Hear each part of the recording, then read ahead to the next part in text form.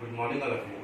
Last class में हम लोगों ने पेपर C3 में चैप्टर 12 को देखा था और आज भी हम लोग बीएड फर्स्ट ईयर से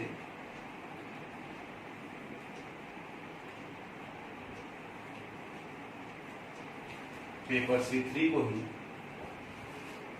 जिसका चैप्टर 12 हम लोग देख रहे थे और इसी चैप्टर 12 में हम लोग आज एक नया टॉपिक को डिस्कस करेंगे और उसके बारे में जानेंगे।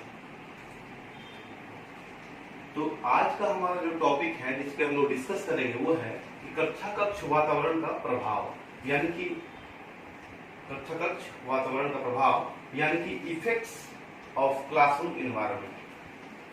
मतलब हम कह सकते हैं कि जो भी क्लासरूम का वातावरण है उसका प्रभाव क्या होता है, उसका इफेक्ट्स हमें क्या मिलता है रिटर्न, उसके बारे में डिस्कस करना है।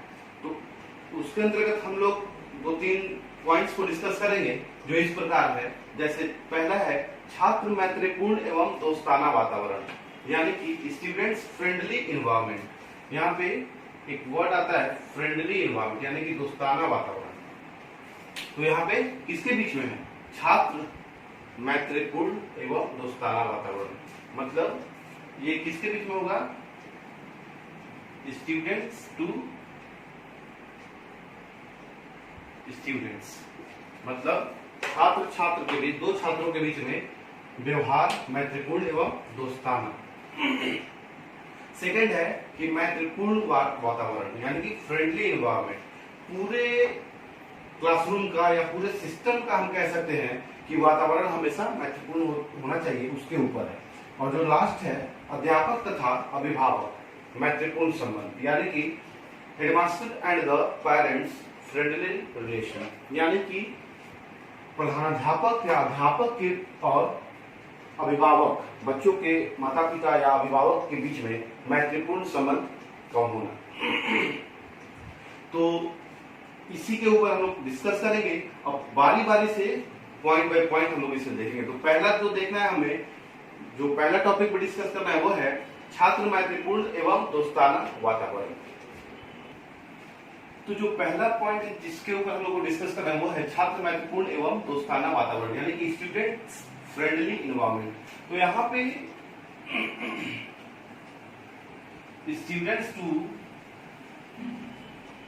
स्टूडेंट्स तो फ्रेंडली इन्वायरमेंट होना ही चाहिए, साथ ही साथ स्टूडेंट टू टीचर, हम कह सकते हैं टीचर या हेडमास्टर का भी रिलेशन फ्रेंडली होना चाहिए। तो कहीं ना कहीं जब किसी भी क्लासरूम में एक टीचर और एक स्टूडेंट का जो रिलेशन है वो हमेशा ही फ्रेंडली होना चाहिए। जो भी छात्र हैं उनको भी अपने टीचर से बहुत सारी आशाएं होती हैं और टीचर को देखते हुए वे छात्र, बहुत सारे छात्र चाहते हैं कि हम भी ऐसे ही इन्हीं की तरह बने। तो कहीं ना कहीं टीचर को भी ये ध्यान में रखना चाहिए कि क्लासरूम में बहुत सारे बच्चे ऐसे भी होते हैं जो नटखट प्रवृत्ति के होते हैं, जो उदंड प्रवृत्ति के होते हैं। तो उन सारे बातों को नजरअंदाज करके टीचर को हमेशा छात्रों से संपर्क साथ में रखना चाहिए और स्पेशली उन छात्रों से जो कि थोड़ा सा क्लासरूम में एक्टिव हो, या हम कह सकते हैं जो स्काउट हो या मॉनिटर हो या स्पोर्ट्स स्टूडेंट्स हो, उन सब छात्रों से टीचर को संबंध स्थापित रखना आवश्यक हो जाता है। तो छात्र मैत्रीपूर्ण एवं दोस्ताना वातावरण का प्रभाव क्लासरूम में बहुत ही अधिक पड़ता है, क्योंकि अगर फ्रेंडली इन्वायरमेंट होगा छात्र और शिक्षक के बीच या छात्र छात्र के बीच, तो वहाँ का माहौल बहुत ही खुशनुमा होगा। और जब खुशनुमा माहौल होगा तो पढ़ाई लिखाई करने का भी मन करेगा और टीचर को भी पढ़ाने का मन करेगा और बच्चों को भी पढ़ने का मन करेगा। चूंकि क्लासरूम की अगर बात हो रही है कि क्लासरूम वातावरण का प्रभाव, कक्ष वातावरण का प्रभाव, तो क्लासरूम में एक अध्यापक बच्चों के पिता के समान है या बड़े भाई के समान है, जो सारे बच्चों से बिना स्वार्थ के प्रेम भाव रखता है। तो छात्र से संपर्क रखने के लिए निम्नलिखित उपाय है जो अध्यापकों को करना चाहिए। ये कुछ सामान्य बिंदुएं हैं जिससे कि एक अध्यापक अपने शिक्षार्थियों से अधिकाधिक संपर्क साधने में मददगार साबित कर सकता है। जो पहला है वो है कि कक्षा अध्यापन के समय में, यानी कि जब क्लासरूम में टीचर पढ़ा रहा है तो उस समय ज्यादा से ज्यादा स्टूडेंट से इंटरेक्शन करने में उसे आसानी होगी और ज्यादा से ज्यादा बच्चों से अपना संवाद स्थापित कर सकता है और बच्चों का भी जो भी डिफिकल्टीज होगा उसे पूरा करने में मदद ले सकता है। तो कहीं ना कहीं कक्षा अध्यापन के समय में अध्यापक और बच्चों के बीच, अध्यापक और छात्रों के बीच वार्तालाप ज्यादा किया जा सकता है। उसके बाद है छात्र संसद की सभाओं में सम्मिलित होकर। जब भी विद्यालय में छात्र संसद का सभा अगर आयोजन होता है, ये छात्र संसद का सभा का आयोजन होता है, तो एक टीचर को चाहिए कि वह टीचर उस छात्र सभा में सम्मिलित हो, क्योंकि जब छात्र सभा में टीचर सम्मिलित होगा तो ज्यादा से ज्यादा बच्चों को जानने पहचानने में उसे मदद मिलेगी। उसके बाद है कि भ्रमण यात्राओं का आयोजन करके, क्योंकि भ्रमण यात्रा सिर्फ एक पिकनिक ट्रिप नहीं है, भ्रमण यात्रा एजुकेशनल ट्रिप होता है और भ्रमण यात्रा में जब टीचर और बच्चे एक साथ कहीं भी भ्रमण करते हैं तो उनके बीच की जो दूरियां होती है वो कम हो जाती हैं और बहुत ही फ्रेंडली बिहेवियर में दोनों अपने आप को कंफर्ट जोन में डाल पाते हैं। तो भ्रमण यात्राओं का आयोजन करके भी अध्यापक बच्चों के नजदीक आ सकता है। उसके बाद है पाठ्यक्रम सहगामी क्रियाओं के समय उपस्थित होकर। जब भी क्लासरूम में पाठ्यक्रम सहगामी क्रिया स्टार्ट हो रहा है उस समय एक टीचर को चाहिए कि उसमें उपस्थित हो जाए और बच्चों के बीच रहे। उसके बाद है छात्र प्रतिनिधियों के माध्यम के द्वारा भी टीचर बच्चों तक पहुंच सकता है, अपना पहुंच बना सकता है और बच्चों के बारे में ज्यादा से ज्यादा जानकारी प्राप्त कर सकता है। उसके बाद है अध्यापकों के माध्यम द्वारा। बहुत बार ऐसा भी होता है कि एक टीचर अपने दूसरे साथी टीचर के द्वारा किसी बच्चे के बारे में जानता है और उनके मीडिएट के द्वारा ही उन दोनों टीचर और स्टूडेंट्स के बीच एक फ्रेंडली रिलेशन बन पाता है। और लास्ट है कक्षा मॉनिटर के द्वारा, क्योंकि क्लासरूम का जो मॉनिटर होता है वो क्लासरूम का हेड होता है और बच्चों का हेड होता है। तो जब टीचर क्लासरूम के मॉनिटर के संपर्क में रहता है तो और भी बच्चों के बारे में वो मॉनिटर के द्वारा जान पाता है। अब जो इस प्रकार से छात्र मैत्रीपूर्ण एवं दोस्ताना वातावरण का जो भी टॉपिक है हम लोग डिस्कस कर लिए। अब सेकेंड टॉपिक की तरफ चलेंगे और देखेंगे जो कक्ष वातावरण का प्रभाव में जो सेकेंड टॉपिक है वो है मैत्रीपूर्ण वातावरण, यानी कि फ्रेंडली इन्वायरमेंट। और फ्रेंडली इन्वायरमेंट से तात्पर्य है कि जब भी फ्रेंडली इन्वायरमेंट या मैत्रीपूर्ण वातावरण तभी स्थापित विद्यालय में हो सकता है जबकि टीचर या नॉन टीचिंग स्टाफ का व्यवहार कैसा हो, व्यवहार मित्रवत हो, यानी कि दोस्ताना व्यवहार हो। टीचर हो या नॉन टीचिंग स्टाफ हो, उनका दोस्ताना व्यवहार किससे हो, स्टूडेंट्स, ऑल स्टूडेंट्स, सारे बच्चों से। जब टीचर और नॉन टीचिंग स्टाफ का व्यवहार मित्रवत हो जाएगा तो जाहिर सी बात है कि विद्यालय में एक मैत्रीपूर्ण वातावरण का निर्माण बहुत ही अच्छे तरीके से हो पाएगा।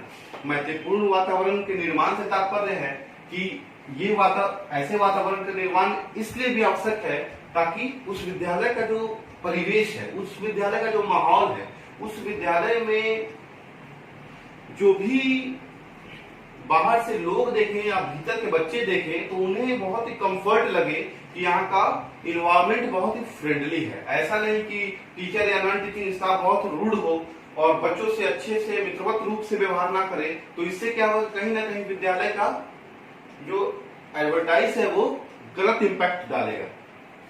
तो इस प्रकार मैत्रीपूर्ण वातावरण से मतलब है कि टीचर या नॉन टीचिंग स्टाफ का व्यवहार हमेशा मित्रवत होना चाहिए। किसके लिए, ऑल स्टूडेंट्स के लिए, सारे विद्यार्थियों के लिए। तब विद्यालय में ऑटोमेटिक एक मित्रवत वातावरण, फ्रेंडली एनवायरनमेंट का निर्माण हो जाएगा। अब जो लास्ट टॉपिक है कक्ष वातावरण का प्रभाव में, उसे हम देखेंगे। जो लास्ट टॉपिक है वो है अध्यापक तथा अभिभावक मैत्रीपूर्ण संबंध, यानी कि headmaster and the parents friendly environment. तो हम कह सकते हैं कि सिर्फ टीचर और स्टूडेंट से ही विद्यालय सुचारू रूप से नहीं चलता है। टीचर और स्टूडेंट्स के साथ ये आवश्यक है कि उस विद्यालय परिवार में बच्चों के अभिभावकों को भी जोड़ा जाए, बच्चों के अभिभावकों को भी सम्मिलित किया जाए। तो अभिभावकों को सम्मिलित करने से तात्पर्य है, अगर अभिभावक विद्यालय से भी जुड़ेंगे तो बच्चों के ऊपर ज्यादा फोकस करेंगे और बच्चे को जो एम दिया गया है या बच्चों को जहां तक पहुंचाना है वहां तक पहुंचाने में मददगार साबित होगा। और उसी अनुसार हम देखते हैं कि बहुत सारे अभिभावक ऐसे भी होते हैं जो विद्यालय से ज्यादा मतलब नहीं रखते, वो बस बच्चों का एडमिशन करा देते हैं और समय समय पे फीस भर दिया करेंगे और विद्यालय में बच्चों के साथ क्या हो रहा है या बच्चों को किस प्रकार की कठिनाई है या बच्चों को किस चीज की मदद है, तो उसके लिए कुछ अभिभावक हैं जो थोड़ा सा भी ध्यान नहीं देते। और एक टीचर को अभिभावक से हमेशा ही मीठा वचन में बात करना चाहिए और हमेशा मैत्रीपूर्ण संबंध बनाने का कोशिश करना चाहिए। लेकिन बहुत बार ऐसा भी होता है कि कुछ अध्यापक ऐसे भी होते हैं जो मैत्रीपूर्ण संबंध स्थापित नहीं होने देना चाहते। तो उस परिस्थिति में ऐसा होता है कि पूरे अध्यापक समूह को और अभिभावकों को आपस में बैठ के एक अच्छे तरीके से सहानुभूति के साथ उनको समझाया जाता है ताकि वे भी विद्यालय परिवार से जुड़ सकें। हम लोग देखेंगे इसमें कि एक अध्यापक को अभिभावकों से संपर्क करने के लिए कौन कौन से कार्य को किया जा सकता है, कौन कौन से कार्य को कर सकते हैं।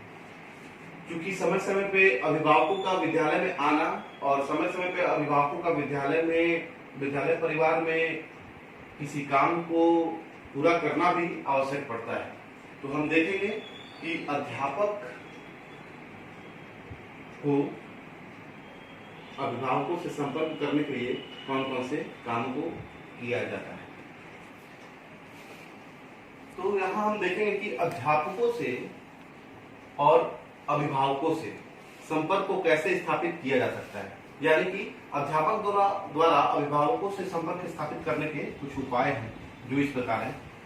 जो पहला है वो है छात्र प्रवेश के समय अभिभावक को बुलाकर अभिभावकों से मिला जा सकता है, यानी कि at the time of admission उस समय अभिभावकों से मिला जा सकता है। दूसरा है अभिभावक शिक्षक संघ द्वारा, यानी कि अभिभावकों का एक संघ बना हो और शिक्षक को जब भी मन करे उस संघ का मीटिंग करने का तो सारे अभिभावकों को बुला के मीटिंग किया जा सकता है। तीसरा है अभिभावक दिवस मनाकर, अभिभावकों के लिए एक दिवस हो और उस दिवस पे सारे अभिभावकों को, जितने भी स्कूल में पढ़ने वाले बच्चे हैं, उनके सारे पेरेंट्स को बुलाकर उस दिवस को अच्छे तरीके से मनाया जाए। उसके बाद एक पूर्व छात्रों के संघ स्थापित करके, यानी कि जो बच्चे स्कूल से पास आउट हो चुके हैं उनका भी एक संघ हो ताकि वे भी बच्चे जुड़ सके विद्यालय से। उसके बाद है प्रगति पुस्तिका भेजकर, यानी कि अध्यापकों के पास प्रगति पुस्तिका को भेजकर भी अध्यापकों से और अभिभावकों से संपर्क स्थापित किया जा सकता है। उसके बाद है विद्यालय पत्रिका द्वारा, विद्यालय पत्रिका को भेजकर भी अभिभावकों से संपर्क स्थापित किया जा सकता है।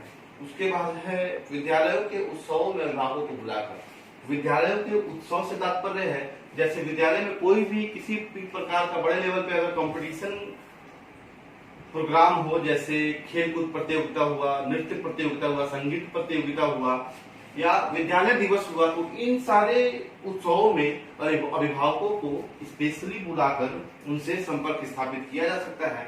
उसके बाद है समाज सेवा कार्य द्वारा, समाज सेवा कार्य से तात्पर्य है कि बहुत बार बच्चे, स्कूल के बच्चे कुछ जागरूकता प्रोग्राम करते हैं, जैसे शराब छोड़ने के लिए जागरूकता, जनसंख्या के ऊपर जागरूकता अभियान या महिला सशक्तिकरण के लिए जागरूकता अभियान, तो उस सारे प्रोग्राम में भी अभिभावकों को बुलाया जा सकता है। और लास्ट जो है वो है प्रबंध समिति में अभिभावकों को स्थान देकर, यानी कि बोर्ड ऑफ डायरेक्टर्स में, जो भी विद्यालय का बोर्ड ऑफ डायरेक्टर्स है उसमें भी कुछ अभिभावकों को स्थान देकर टीचर और अध्यापकों के बीच में संपर्क स्थापित किया जा सकता है। तो इस प्रकार से हम लोगों ने देखा कि कक्षा कक्ष वातावरण का प्रभाव से क्या तात्पर्य है, यानी कि इफेक्ट्स ऑफ क्लासरूम इन्वायरमेंट, और इसके भीतर जो भी पॉइंट्स थे उन सारे पॉइंट्स को हम लोगों ने डिस्कस किया।